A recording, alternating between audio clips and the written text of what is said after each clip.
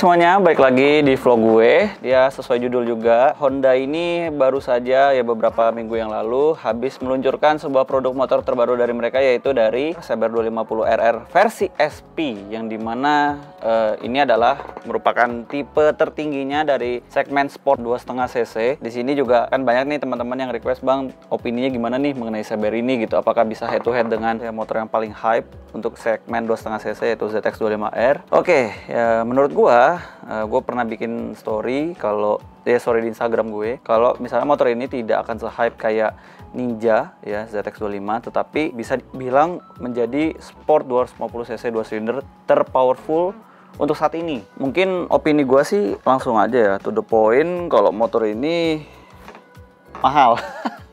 Karena untuk yang versi SP ini hanya tersedia untuk yang tipe, ya otomatis yang tipe tertingginya ya, dan tipe tertingginya itu Saber ini dia di harga itu berapa nih? 76 jutaan sampai 77 jutaan ya range gitulah ya, 76-77 juta, yang dimana kalau misalnya kita kayak banding-bandingin nih kayak sama ZX25R yang versi standarnya aja itu kayak nambah kurang lebih 20 jutaan udah dapat yang 4 silinder 2,5 cc. Cuman tetap aja ya menurut gue nih, kalau misalnya kalian banding-bandingin nih sama yang ZX25R, ini nggak akan head to head juga gitu. Walaupun misal di track diaduin gitu kencengan mana, terus ternyata Saber bisa lebih cepat daripada ZX, tapi tetap sih untuk segmentasinya itu motor ini nggak akan bisa nyampe level si ZX25R karena dia kan 4 silinder. Kayak untuk pertama kalinya sih kalau kita ngomongin ZX25R itu dia benar-benar di posisi yang dimana belum ada lawannya. Mungkin bisa dibilang contohnya kayak Ninja H2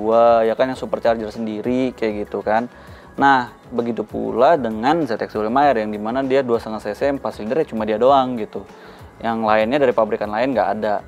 Nah, tapi untuk opini gue tentang Saber 250RR SP ini, menurut gue udah bisa bikin benchmark terbaru lagi sih untuk sport bike 2 silinder 2,5 cc, yang dimana memang dari fitur terbarunya sendiri untuk segmen 2 silinder 2,5 cc si CBR dia udah ada quick shifter, yang dimana ya kalau misalnya kita ngomong secara generalnya 2,5 cc yang pertama pakai quick shifter kan tetap ya ZX25R, tapi kalau untuk segmen 2 silinder Saber ini yang pertama kali, apalagi dia sudah quick shifternya up and down, dan itu bisa dimatikan lagi fitur quick shifternya. Jadi menurut gue itu lebih canggih lagi, tetap ya dengan riding mode-nya yang sport plus sama comfort. Oh, tapi traction control dia tidak ada, throttle by wire segala macam, dan dihargai dengan 76 juta. Menurut gue ya bisa dibilang ya udah paling high spec-nya dari Saber ini dengan harga segitu. Dan menurut gue sih udah jatuhnya udah lumayan mahal sih, apalagi 2,5 cc yang tadinya start tuh di angka 40 jutaan, tahun berganti gitu kan, jadinya 70 jutaan gitu. Tapi bisa gue bilang lagi, dari sekian rival 2 silinder sport bike 2,5 cc, kalau misalnya pengen cari yang powerful, ya CBR gitu.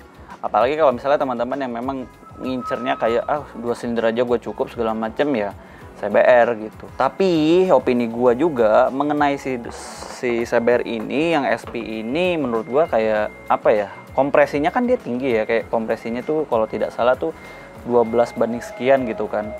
Menurut gue itu kalau misalnya untuk jangka panjangnya itu akan sangat tidak efektif sih menurut gue ya, karena dia terlalu nge-push banget dari segi spek yang dia punya yang dari awal. Lalu dia bikin kayak, intinya nih mesin si Saber 2 silinder ini kayaknya masih bisa di-push deh bagi Honda gitu kan, terus di-push sampai akhirnya bisa menyentuh kompresi sekian, terus bisa mengeluarkan output power berapa, 41 PS gitu. Gila sih. Apalagi dia punya bobot yang juga cenderung ringan, 160-an kilo, dan harusnya sih secara power to weight rasionya ya lumayan besar sih untuk segmen 2 silinder sport bike. Nah, tapi sayangnya untuk yang power 41 PS ini hanya tersedia untuk yang versi SP saja, bukan yang Saber 250RR yang tipe standar ya, maksudnya standar itu yang non ABS gitu-gitu ya. Sayangnya itu. Jadi kalau misalnya kalian yang pengen yang punya 41 PS ya harus belinya yang SP. Ya harganya segitulah. Tapi kalau dari torsi sih kurang lebih sama aja ya. Oh, bahkan torsinya sendiri beda 2 Nm loh, kurang lebih ya. Kayak itu sangat canggih. Oh, lanjut Mas. Dan itu sangat canggih sekali, sangat powerful juga, apalagi akselerasinya nih kalau dengan 2 silinder harusnya sih torsinya lebih berasa galak.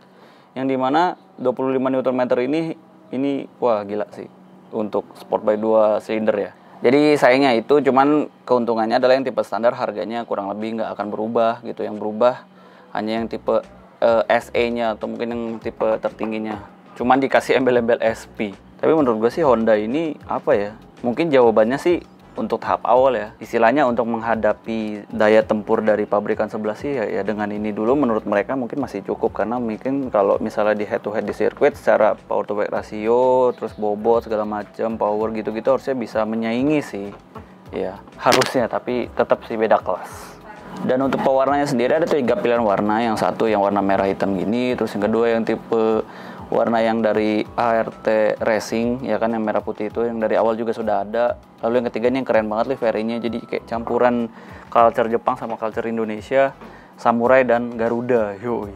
Ini patut diapresiasi sih karena memang Saber 250 RR ini kan tadinya memang marketnya khusus untuk Indonesia sama Jepang doang, tapi sekarang harusnya di ASEAN udah mulai dipasarin ya kayaknya ya. Dan ini keren banget sih, soalnya sudah apa ya, ada campur-campur kreasi karya anak bangsa terus disematkan dalam dunia otomotif, yang dimana memang produk ini cukup populer di kalangan 2,5 cc 2 silinder di Indonesia gitu. Jadi ini keren banget, opini gue ini keren banget. Kesimpulannya plus minusnya itu, kalau plusnya ya ada dua plus untuk si Saber ini. Yang pertama dia quick shifter, ya ada quick shifter atas bawah, dan dimana itu udah menjadi fitur standarnya, bisa nyala dan dimatikan, itu yang lebih kerennya lagi.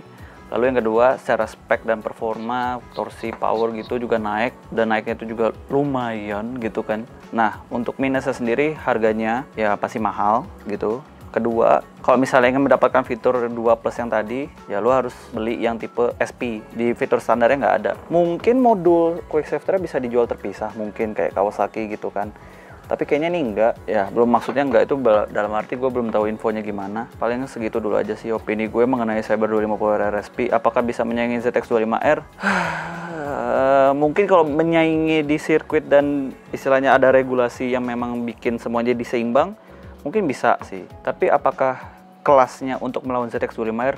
Enggak sama sekali, karena memang segmentasinya beda. Mau orang bilang apapun, suara 2 silinder ya dan suara 4 silinder ya beda gitu ya. Apalagi di Indonesia udah ada omongan nanggung, tinggal nambah 20 juta lagi bisa dapet yang 4 silinder gitu. Ya walaupun sama-sama cc-nya 2,5 cc tapi suaranya gitu. Apalagi orang Indonesia kayaknya lebih suka dengan suara ya ketimbang cepet-cepet ngebut-ngebut gitu. Rata-rata kalau misalnya orang kita ini mau cari yang cepet, cari yang ngebut ya langsung moge gitu, nggak 2,5.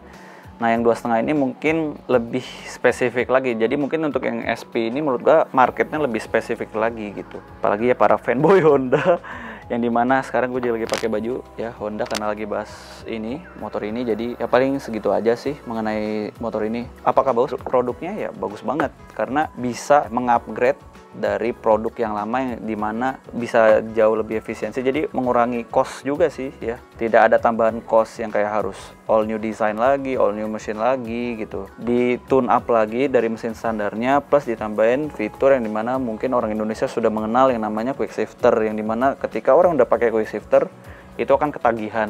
Kalau bagi gue sih ya gue ketagihan.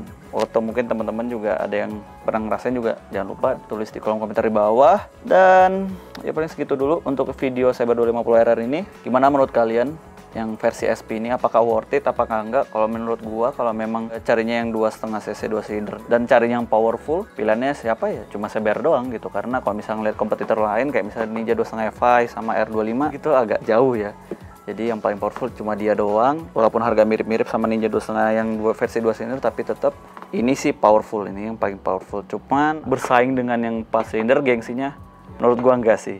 Orang pasti akan melirik dengan suara 4 silinder sama Yaklan Ninja yang memang sampai saat ini menurut gua belum terkalahkan gengsinya ya. Jadi ya segitu dulu. Sampai jumpa di video berikutnya. Bye. Peace.